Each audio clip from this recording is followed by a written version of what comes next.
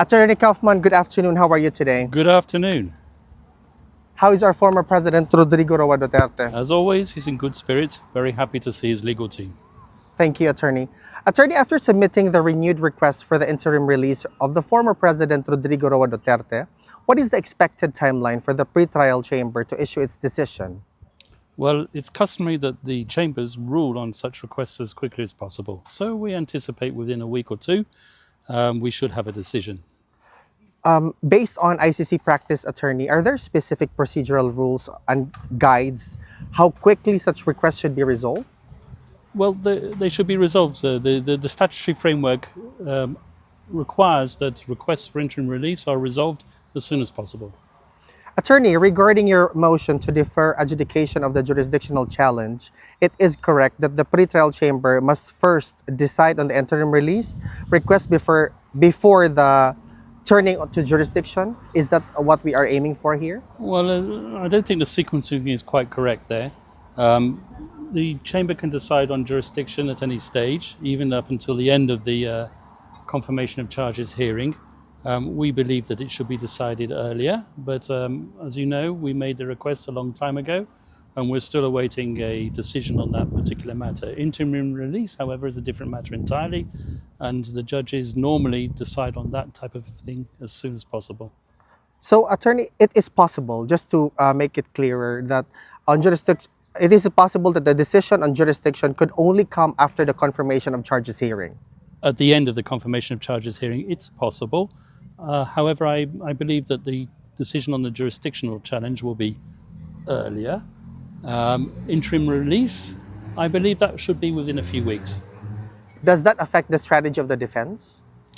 Not really. We hope that the former president will be released. We believe he should be released, and we hope that it will happen.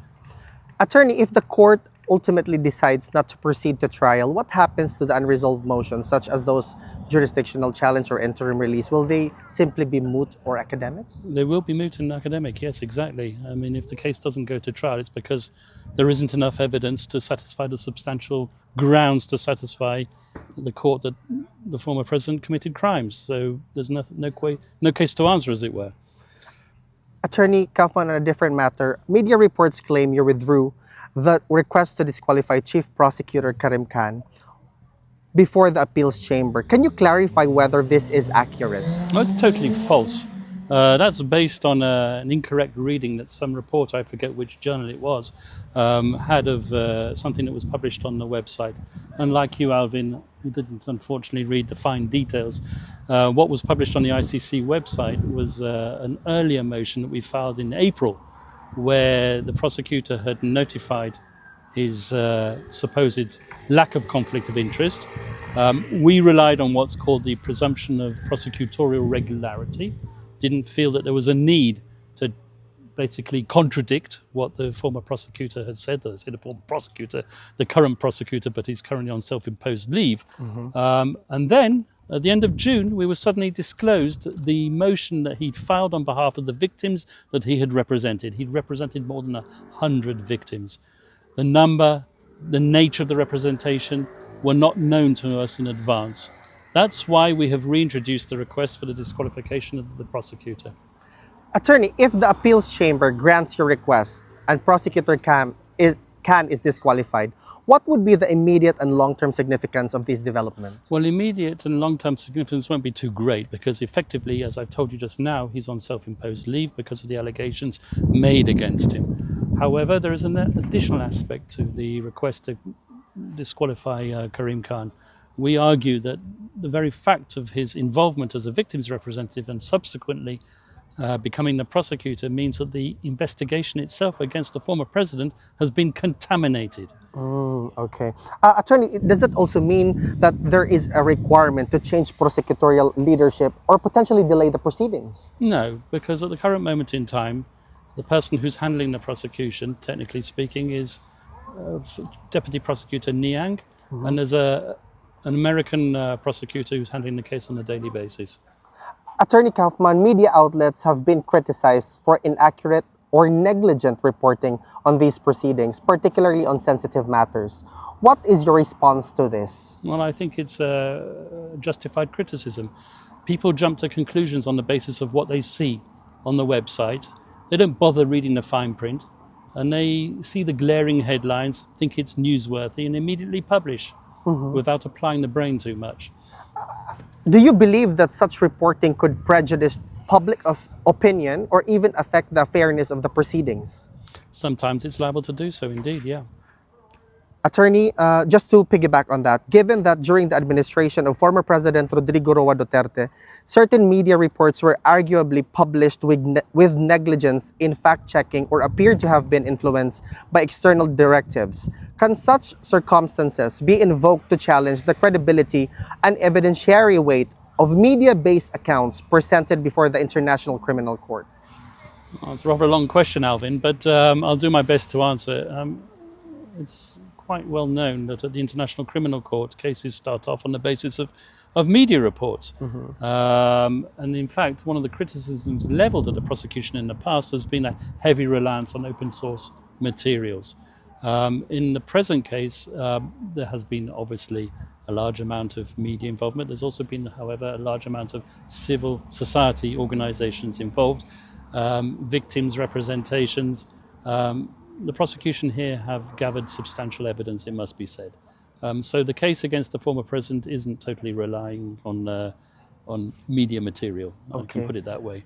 Attorney, in your recent submission on the organization of the confirmation of charges hearing, you indicated that you will have 30 minutes for your opening statement, 3 to 4 hours to address legal issues, and then 30 minutes for your closing. Could you share how you are preparing for this, especially in terms of structuring legal arguments and emphasizing key defenses?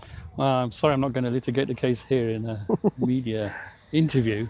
However, the prosecution and the victims today have published their anticipated schedule for the confirmation of charges hearing, and they're basically the same. They're both asking for 30 minutes opening and closing, 3 hours of submissions in the middle. Do you know, Attorney Kaufman, if the confirmation of charges hearing will be streamed online for public and observers in the Philippines or globally? 100% yes. It will be available online, probably with a 30 minutes delay, because things can be said that shouldn't be said during a hearing in open session. The prosecution have announced that there will be a few instances where they'll need to go into private session, closed session, in order to protect victims or witnesses' interests. We might need the same as well, but the general rule is you try to minimize as much as possible private or closed sessions so that the public can be exposed to the hearing. Attorney Kaufman, just to put things in proper perspective and also for the public to have a proper thought on the matter, could you clarify the distinction between the ICC's pre-trial phase and the trial phase? So pre-trial phase is when you're building up to this big hearing, which is going to take place in September, according to the current schedule, the confirmation of charges hearing. This is when the prosecution get the first opportunity to present their case, and the defense get their first opportunity to challenge the prosecution evidence. Essentially, the prosecution have to convince the judges that there are substantial grounds to believe that the suspect, in this case the former president, committed the crimes which the prosecution alleges he committed. This is a higher standard, a higher evidentiary standard than the reasonable suspicion standard, which is sufficient to get someone arrested. But it's a lower standard than the standard which has to be proved at trial, which is beyond reasonable doubt. So it's a kind of somewhere in between standard. And the prosecution have to satisfy the judges that there are substantial grounds to believe that the former president committed the crimes that he's committed of. Once they pass that hurdle, if they pass that hurdle, then you get to the trial phase. And that's when witnesses are brought to testify and their evidence is tested by way of cross-examination. But there has been already news circulating that almost 300 witnesses have presented themselves to be witnesses for the case of the former president before the ICC. Does this mean that this is only going to be presented if we proceed to trial phase? Well, 300 witnesses is double the amount that I'm aware of, so I don't know where these extra 150 have come from. But anyway, be that as it may, the prosecution will announce the witnesses that it intends to rely on. It's not for the defense to decide which witnesses to bring.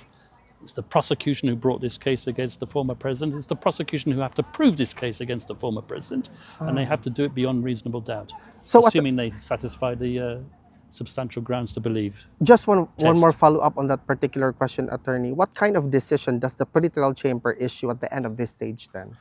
Whether or not certain charges are confirmed and suitable to go forward to trial. Yes, Banagbay from Sorry.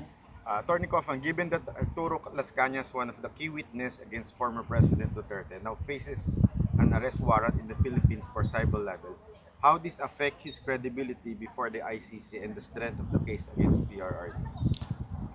I'm not allowed to comment on evidence. You have to excuse me on that. I can't comment on whether or not Las Cañas is a witness or isn't a witness, and I can't comment on whatever aspect of his evidence might be relevant or not relevant to the proceedings.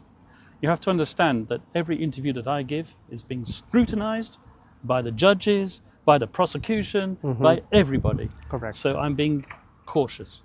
Okay. What can we expect for your defense team, led by yourself, of course, during the confirmation of charges hearing? A very strong rebuttal of prosecution evidence. More than that, I'm not going to give you in this interview. Okay. Attorney, this is just something that has already transpired. The presence of the former President Duterte's children in The Hague is a significant development for all of the spectators. How does this demonstrate the court that he poses no risk of flight or interference? Or is it connected in that sense? I'm not sure how it's connected. I think it's wonderful that they're able to visit their father. I think it would be even more wonderful and amazing if they were able to visit their father when he was released, with guarantees to the country he's seeking to be released to. Attorney, finally, what message would you like to send to the millions of Filipinos who continue to closely monitor these proceedings and support former President Duterte? First of all, I would ask all the Filipinos who support the former president to put their faith in the judicial process. Second of all, keep praying for his speedy release with guarantees to the country he requests and for his speedy return to the Philippines. And I have a request from the Philippines administration and government. I'm still waiting to be invited. I want to speak to you people. I want to negotiate the former president's return now to the Philippines. Thank you, Attorney. Thank you. Do you believe Duterte was right to withdraw the Philippines from the ICC? Once again, I'm not going to comment on controversial issues. You're the guy who asked the difficult questions. Sorry. You have to understand, everything I say is being scrutinized. It's not really a question which I need to answer. The simple fact of the matter is he's here now and we have to deal with that. Last one, Attorney. Go ahead. Sir, Attorney Kaufman, how confident are we that the ICC will grant our request for former President Rodrigo Roa Duterte's interim release before the confirmation of charges hearing? Is there a high chance that this will be granted? Personally speaking, I'm always confident. I can only speak for myself. I can't speak for the judges. We have a judicial process. We've done the best we can. We've argued everything possible.